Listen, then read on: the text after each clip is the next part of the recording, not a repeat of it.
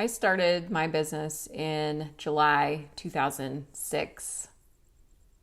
I had been working for a customer service job, a full-time job that I left after about 4.5 years of working there.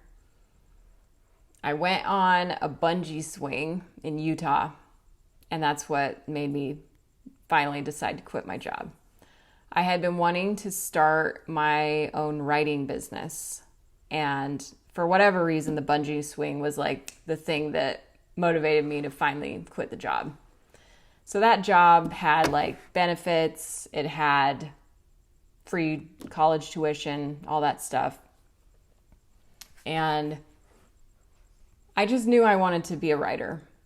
I didn't know what exactly that looked like. I thought that meant like writing articles for magazines, or I wasn't really sure. I knew that there was such a thing as freelance writing, and I knew that some people were making money at it. I knew about copywriting, and I just knew that I wanted to write. I wanted to be free, so that was my motivation. I wanted to make money.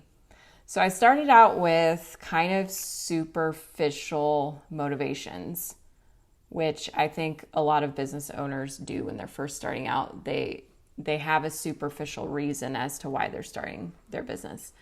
And if I could go back in time,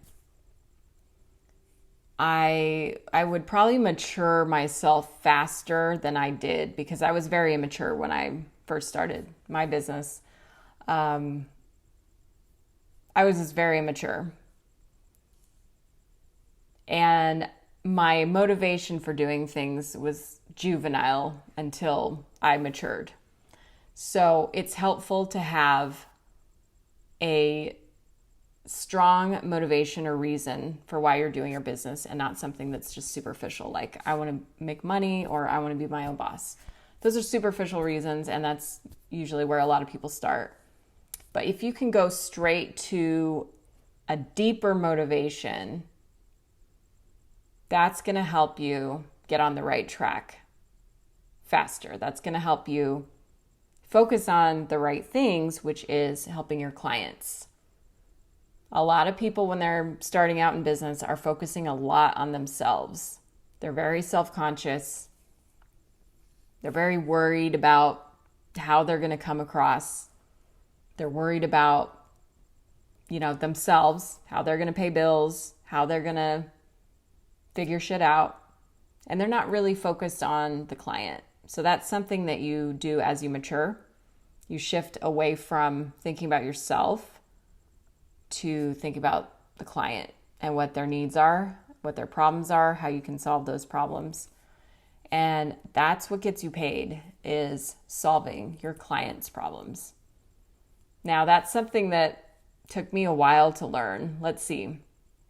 I started in July 2006. Yeah, I remember each and every one of my clients because I had so many of them. And I usually would work with like one or two at a time and go really deep with them and like work with them for a year or 2 years. So it's almost like having an employer. But I would go really deep with my clients, and that's not actually something I recommend. I recommend you have many clients, not just one or two. But I don't think I was focused on solving their problems. I was more focused on myself in the early years of my business. And I honestly was not that great. I was a great writer, great editor, but I wasn't great at like understanding the client's needs. And so there was a lot of like clashing between me and the client. And if there's a lot of clashing, you're not really going anywhere. You're wasting that energy on the clashing. So, I was slow to mature, slow to evolve in my business, but I got to the point where I was like, oh, okay, this client needs help in this thing. Like they would tell me what they needed help in. They would spell it out. And it was just a matter of me listening to it and focusing on like that and nothing else. Sometimes I wanted to jump in and like offer extra stuff that they hadn't requested, because I thought that maybe they needed more. But really, the thing that made me start being very profitable was listening to the client's needs and focusing all on that. And I got really good at that. I began to get better and better at that. And suddenly, my motivation for being in business evolved beyond just me and my desire to be free, my desire to work for myself, desire to make money. Now it became about, I actually want to help people. I actually want to serve people. So writing for my clients, I got to serve the people on their email lists, their followings. I have clients that are some of the best business people on the planet. Like, they have really big email lists and they reach a lot of people.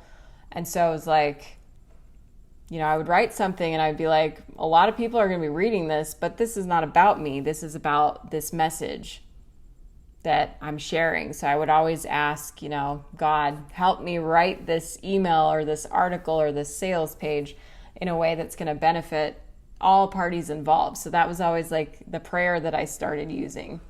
So it became more than just about me being a freelance writer. It became, how can I serve these people? And as time passed, I got better and better at that. And wasn't perfect at it, had a few bumps here and there, but with time you mature, with experience you mature. So if you're starting a business, that's great. Like, I honestly think everybody should start a business. Like, we all have something that's calling to us, and we all have skills that we can use. We don't need an employer. We don't need that illusion of security from a job. Like, we don't need to be capped in our income. Your salary doesn't have to be the limit. You can actually do more. But business is hard for some people, right? Like, you really have to let go of your ego to succeed in business. I mean, it's going to challenge you to grow. And it's gonna be uncomfortable, and you have to be okay with that. But it really helps to have a strong reason or motivation as to why you're doing this. It's not just about you. It's about your clients. It's about helping them solve their problems. That's how you get paid.